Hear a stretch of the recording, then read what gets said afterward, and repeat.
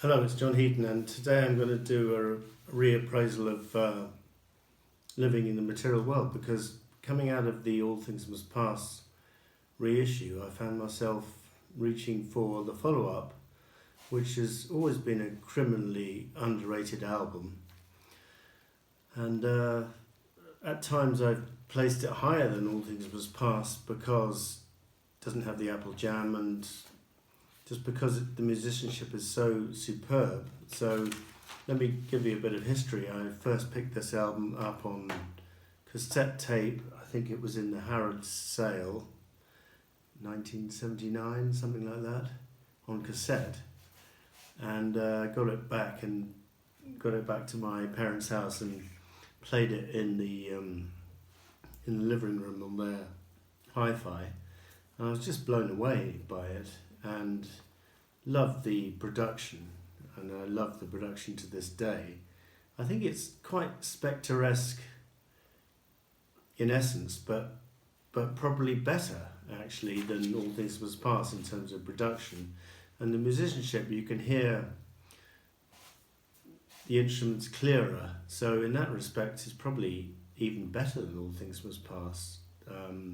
The songs, well, you could argue that All Things Must Pass, the first four sides were stronger, but there's not much in it because you've got tracks like Give Me Love, which is just a sublime single, and Sue Me, Sue You Blues. I know Thomas Calden, you don't much like this track, but it was very interesting take on the court case, and it's affidavit swearing times, sign it on the dotted line, hold your Bible in your hand, and all that's left is to find yourself a new band. Hold the block and money flow, moving into joint escrow. Court receiver laughs and thrills, but in the end, we just pay those lawyers their bills. I just think it's a bitter song, but it's more justified than How Do You Sleep, because it was an ugly episode in Beatles history and nobody wants to be suing each other. And I just think, the musicianship, and I've got two copies of this. This is my German copy on Green Apple, which is great. And Gary Wright, Klaus Bormann, Jim Keltner, the normal crew contribute. Nicky Hopkins, again, not quite sure who plays what on which track, and apparently Pete Ham was on hand to provide some assistance.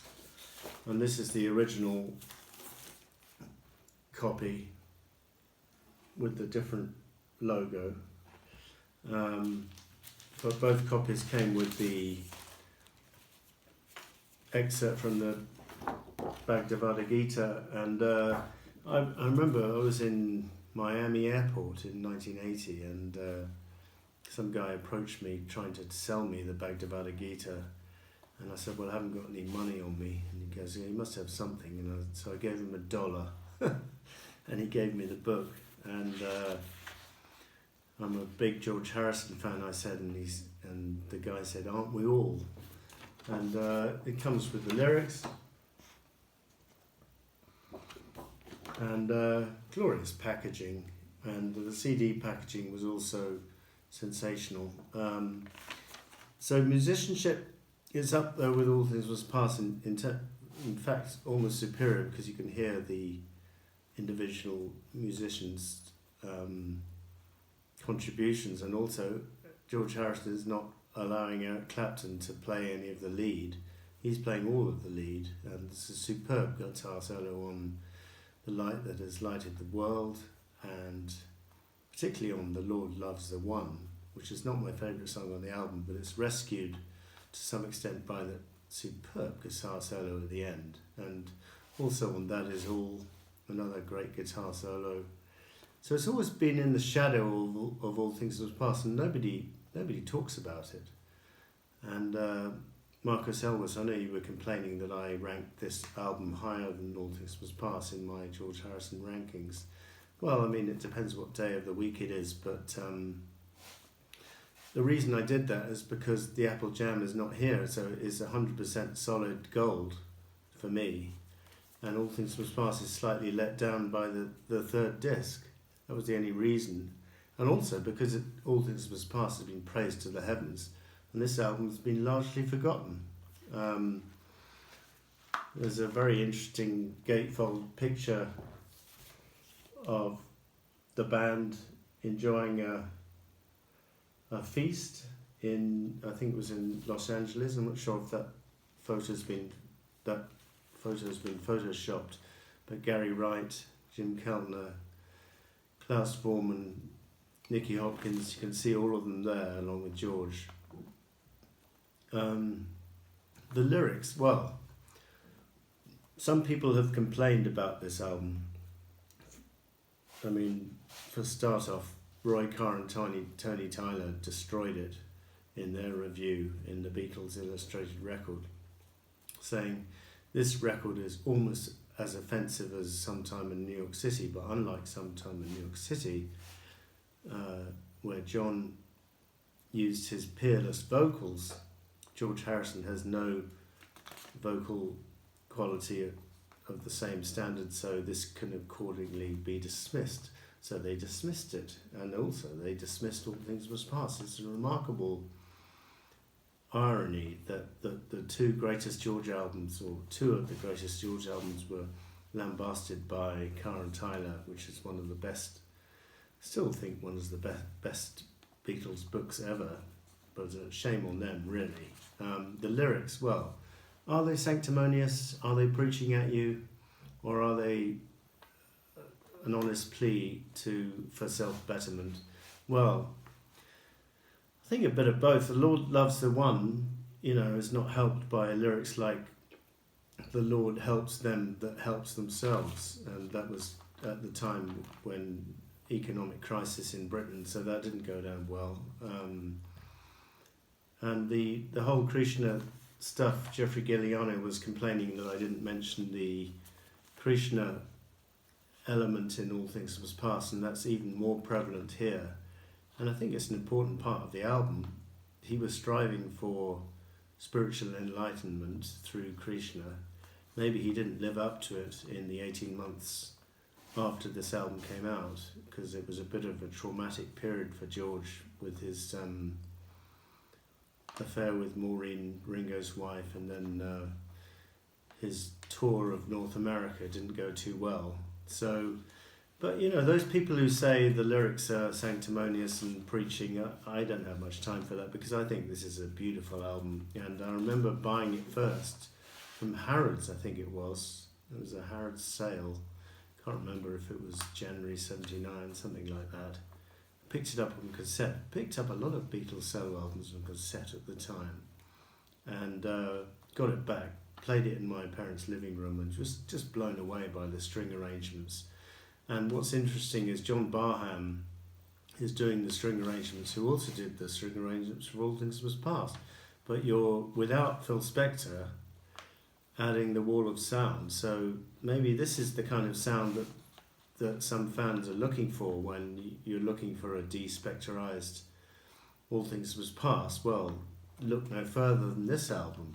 And although one track, Try Some Buy Some, was tried for Ronnie Spector with full-blown Phil Spector wall of sound, and I'm not sure if it was a flop or something, but George decided to add his vocal to that, and it's just majestic. But the rest of the album was produced by George, and also that Try Some Buy Some song, he said he recorded it on organ. He wrote it on organ, and he found the organ, you could get bass notes kind of out of kilter with the chords at the top, so ended up with some pretty weird chords. If you've ever tried to play that song on the piano, it's pretty difficult because the chords are very intricate, but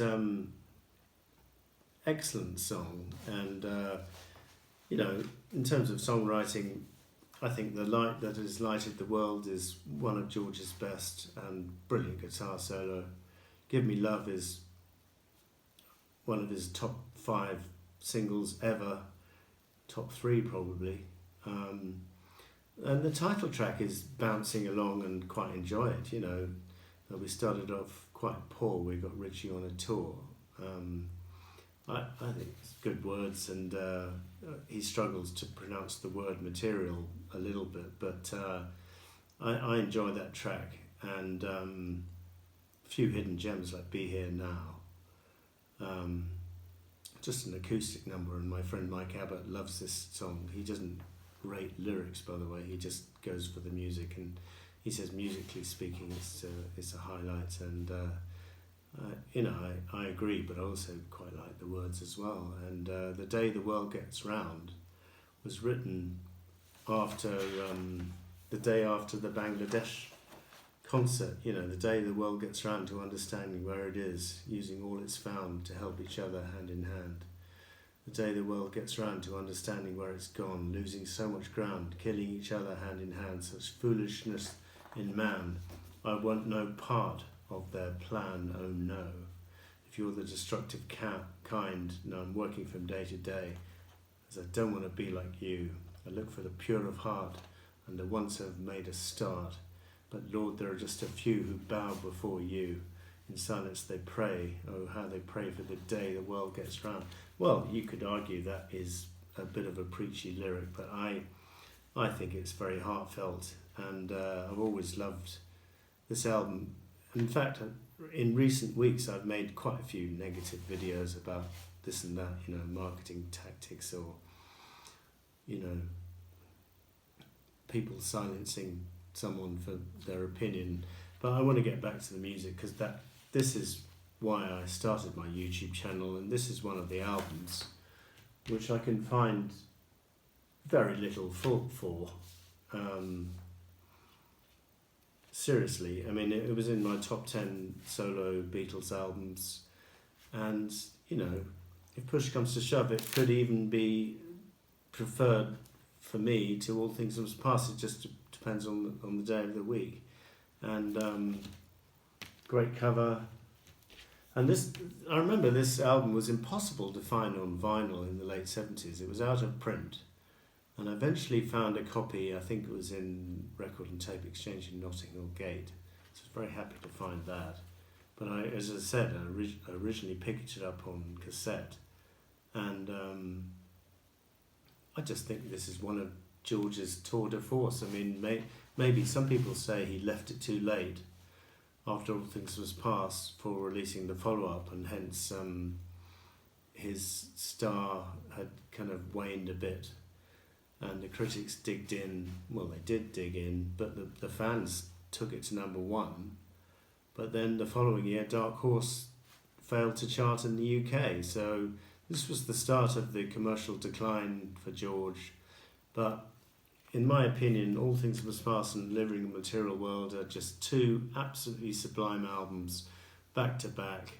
And probably prefer them, if I had to choose, probably prefer them to virtually all of the solo albums from any of the other Beatles, with a couple of exceptions.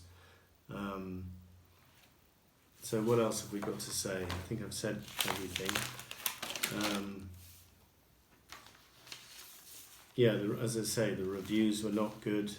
The lyrics, some people said they were sanctimonious, but I think it's more of a personal plea for self-betterment, even though George wouldn't live up to that in his own life in the 18 months following this album. But still, he was trying, and the musicianship is absolutely stunning on this album, as is the production. And I remember where I bought it when I first listened to it, and it's solid gold for me, Living in the Material World, George Harrison. So, and also criminally underrated, because everyone talks about All Things Must Pass and nobody talks about this album. Well, I think that's wrong, because I think this album is pretty much on a par with All Things Must Pass, the first 4 sides, song for song, and production-wise is probably a little better. So that was my opinion. Thank you for watching. See you next time.